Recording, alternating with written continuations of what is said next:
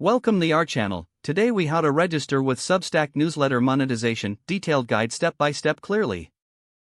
To register for Substack newsletter monetization, begin by visiting the Substack website. Click on the Get Started button to create a new account. You will be prompted to enter your email address.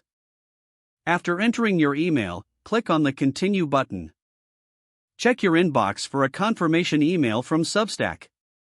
Open the email and click the verification link provided. Once your email is verified, you will be directed to set up your newsletter. Enter a name for your newsletter. Choose a descriptive tagline that reflects your content's focus. Select the frequency of your newsletter publications.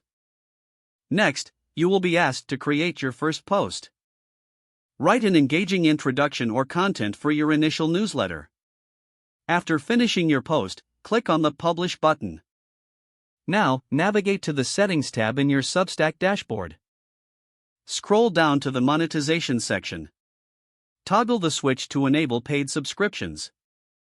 Set a price for your paid subscriptions. Feel free to add a description that highlights the benefits of subscribing. Save your changes to finalize your monetization setup.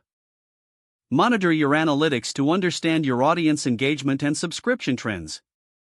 If the page does not load, refresh the browser or try again in a private or incognito window. Make sure you are using the correct email address, then retype it carefully to avoid small typos. If your password is not accepted, use the reset option and create a new strong password you can remember. Check your spam folder for verification or security emails, then complete any requested confirmation steps. Enable two-factor authentication if available to improve account security and reduce unauthorized access risk. After signing in, review your profile details so your contact information and settings are accurate and current. If you see an error message, note it down and try again after restarting your device and internet connection. Log out when you finish, especially on shared devices, to keep your account and payment information secure. Don't forget to like this video and subscribe to our channel for more step-by-step tech guides.